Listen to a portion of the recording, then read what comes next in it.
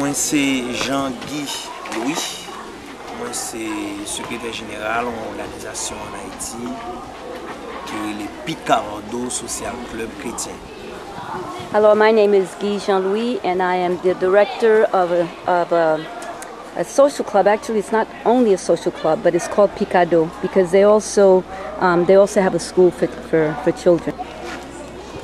Moi je travaille ensemble avec AHDH il y a déjà 1 an. Et ils ont aidé nous à travers Madame Yveline pour nous être capables d'aider quelques petits monde qui ont la nécessité pour augmenter la question de scolarité.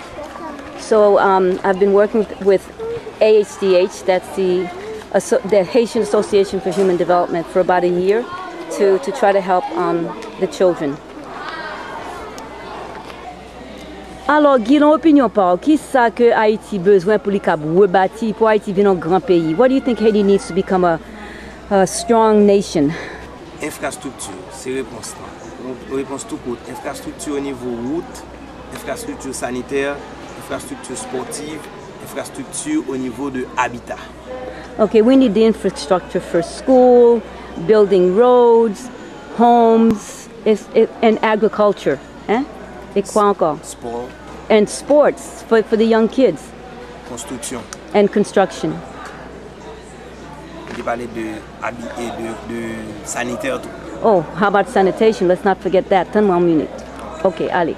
Maintenant, comment nous ca résoudre problème ça? Comment nous ca mettre main? Okay, now here's the harder thing he's going to say. Here's some suggestions as to how we can get these to become an actuality and how we can help.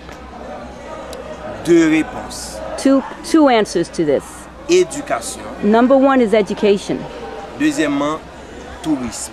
And get the tourist trade back in Haiti.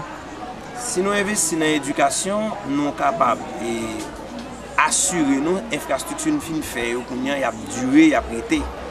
If we invest in education, then we can be assured that the infrastructures that we put in place will last. Et si nous pour nous investir dans l'éducation, il faut nous mettre. However, to invest in education, we need the funding. Puisque Haïti a un passé historique qui est vraiment riche, nous avons une belle verdure, parce que le pays n'est pas Port-au-Prince seulement, le pays c'est ville de province. Touristes nous ont servi avec passé nous qui était vraiment riche. So the tourists could be interested in our history, which is a very rich one. En pile monde t'a aimé connaître histoire pays nous, t'a aimé visiter pays nous. A lot of people are interested in our history and would like to visit our country. À la manière de Cuba, République Dominicaine et quelques autres pays dans les Caraïbes là, nous capables de vendre touristes ça pour nous investir dans l'autre domaine nous sommes dit avant. We can take as a model Cuba or the Dominican Republic that have invested in tourism, and as a result of their efforts to really promote that trade, they've prospered. We could do similarly. Donc, c'est 2 solutions ça nous proposer. Mais l'autre bagaille nous t'a dit tant qu'en Haïti nous parler en pile. Pour nous faire sortir de la parole pour nous passer aux actes. There are others. We tend to talk a lot. Haitians talk a lot, but putting those words into action doesn't generally happen. Et deuxième approche nous fait deuxième théorie, c'est faire un coup à coude réel. Those are my first 2 thoughts. However, that is a coude à coude. We have to collaborate, and that means bring our elbows to elbow is the words that are used to say we got to get our heads together. Nous besoin une collaboration entre monde qui vivent dans pays et monde qui vivent dehors pays. We need the Haitians within the country to collaborate as well as with the others outside of the country to collaborate. C'est petit pays qui pour retirer pays dans situation. It is the children of Haiti that have to finally lift Haiti out of its situation.